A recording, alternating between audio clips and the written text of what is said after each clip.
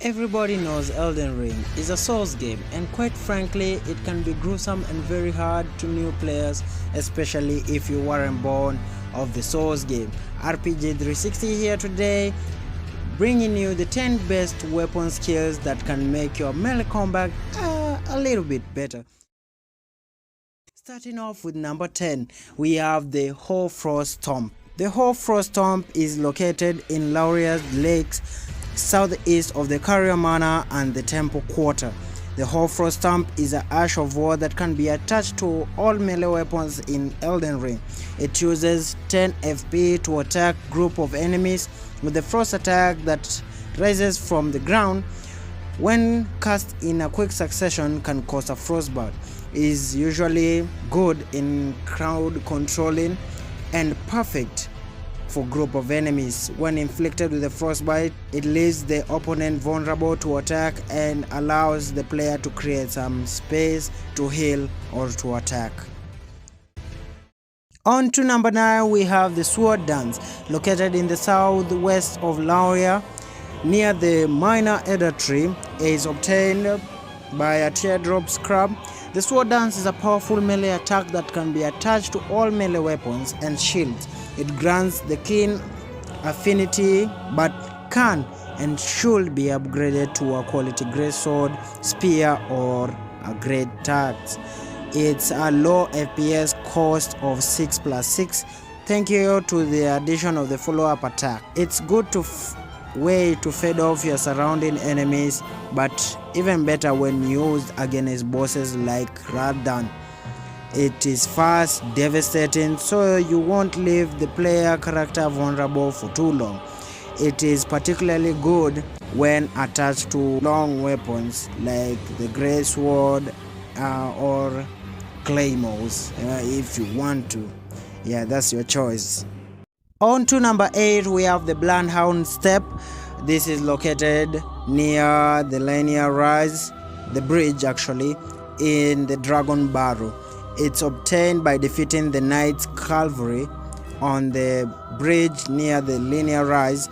Rest at the grace and pastime until its nightfall. The Hound Step is one of the most powerful regular skills in Elden Ring. It can be attached to any armament, and if used correctly, it can make the player character almost unhittable in combat. This also includes fights in PvP and PvE, and is amazing against big and powerful bosses. With the right timing, it can teleport the player and the character out of danger, and the position of them behind an enemy for a quick start. It has a low FP cost of 5 but can be used after FP is drained by utilizing stamina instead. It is useful for crossing lakes of lava, and the player will still take damage but won't be slowed down by the environment. So if you have made it this far in the video, be sure to like and subscribe. Yeah, let's get those likes coming. I just need the at this point I just need the likes so that the video can get out to more people and help them. I know the Elden Ring game is very hard, so these tips can help a lot of people, so just like the video. If you're up to more RPG games or anything, you might subscribe. We are moving on to number 7. We have the Charge Fort, located in Carinia of the Lakes, and is obtained when is found in a teardrop scrub underneath the bridge west of the Academy town. It can only be shot down by using a bow's aiming sight. This is a regular skill that can be used with the winged spears. It costs 13 FP, and when used with the player will charge forward with their weapon at the hip before thrusting the weapon at the end of the charge. It will allow players to inflict melee damage at the level that rivals even that of the best bow in the game. It's very useful for players regardless whether they are users of light and heavy weapons. It doesn't discriminate. It just picks anything, put the weapon and just charge at the enemy. You remember those, what's it called, the fighting moments, like in the army when the soldiers is like charge. Yeah, that thing. Yeah, now you get the picture now, right? Unless you have the skill, well then stick around for more, I guess. Okay, on to number 6, we have the Prelates Charge, located at the Firemonk campsite in the Forbidden Lands, south of the Grace, located at the White Ridge Road. Obtaining it is difficult skill in the Prelates Inferno. This is a Colossus hammer dropped by the Fire Prelates Fort Lady. You know how hard the names are. If I'm pronouncing them wrong, please go easy on me in the comments. So the Prelates Charge is a regular skill that can be used with the colossal weapons. When using this skill, the player will slam their armament onto the ground, which creates a surge of flames, and then charge in it. As an Elden Ring beginner tip, the players can hold down the charge for as long as they need. Okay, like actually there you, oh shit, when you use this key you are almost untouchable, I think. Damn. Okay, so more on that skill. It works great as a great distance closure, and even has an AoE aspect, since the flame can affect trash mobs from decent radius. It's also an FP cost of 20 and is chargeable. Prelates Charge is a difficult skill for the Prelates Inferno, yeah, but also can be found by a dung beetle near the Firemonk campsite at the Forbidden Lands. So get to step in.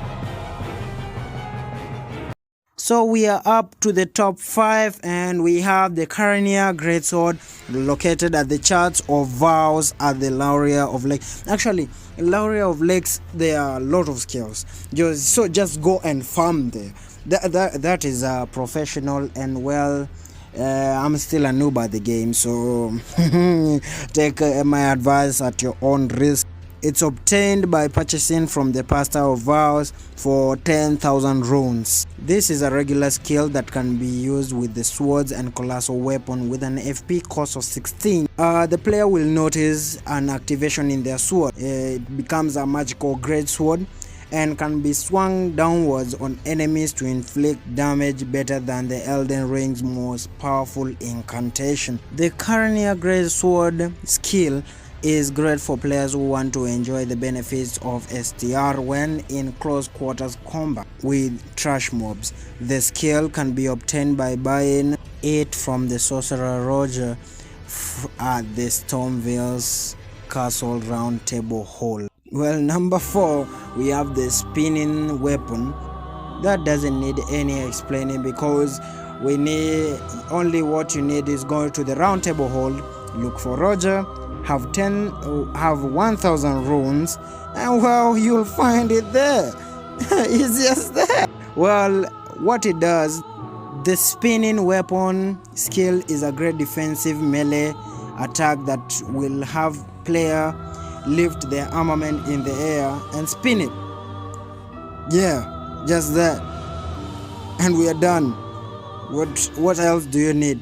Okay, the skill costs around 20 FP and can be used with small and medium sword axes, hammers, polar arms, and staves, making it highly accessible to most players. The spinning weapon can be obtained by purchasing from the Sorcerer Roger from Stormville Castle Round Table Hall, a very difficult but important area in the open RPG world. Okay, we are reaching for the juicy ones, and we are at number 3. We have the Storm Blade, and it's located at the War Master's Shack in Storm Hill, obtained by purchasing from the Knight Burn Hall for 1,800 runes. A regular skill, Storm Blade, it costs around 10 FP. When used, the armament will surround itself by wind, and you can fire it towards the enemy.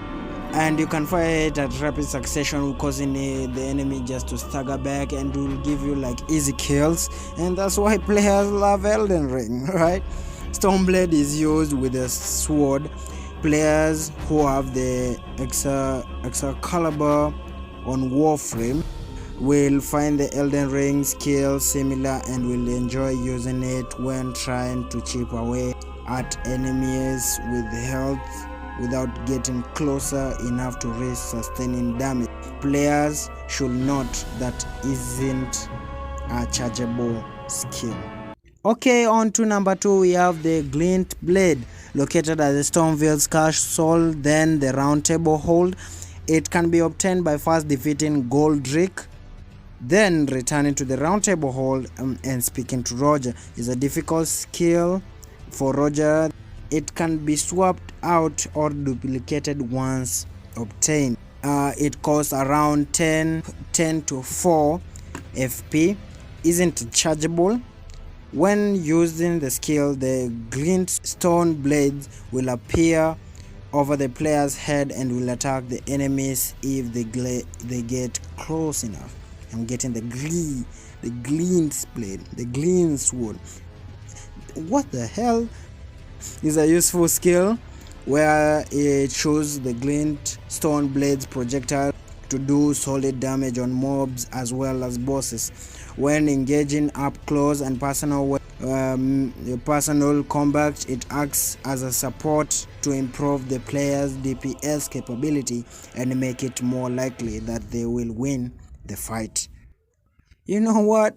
Actually, these names are getting crazier as I go up. So at number 1, we have Saypook. Yeah, I'm saying it right. Here in the screen, see it. I might go Google and search this one, but Saypook is located in the freezing lakes at the mountain tops of the giants. It's obtained, it's dropped by an invisible scrap. Then how do you find it? It's invisible. You know what? I ain't gonna question all the Elden Ring players. Just go try and find it. Is one of the best weapons ranked here.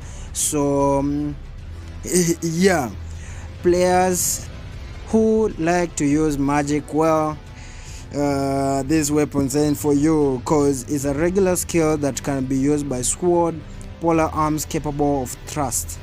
This skill will have players plunge their armament into their stomach. The self-sacrifice will increase the player's overall attack power and utilizes blood loss damage against enemies. Blood loss damage is considered overpowered by much of the community, considered it is only 4 FP cost and can be used as above player damage as well as added blood loss. Every player should be looking to add it to their arsenal. So that is actually, I'm even surprised myself, because half of the names here I couldn't even read it. But those are the top 10 best weapon skills that you can find in Elden Ring. Be sure to go check them out. It will help you a lot in the difficulty. It will lower it. It will make your player more, at least say, powerful enough to fight some bosses. So for all the new players who don't know Elden Ring is a RPG game that is out on PC, Xbox Series X, S and Xbox One, PlayStation 4 and PlayStation 5. So go enjoy yourself. This is bye from me here. Be safe, welcome and subscribe. Peace.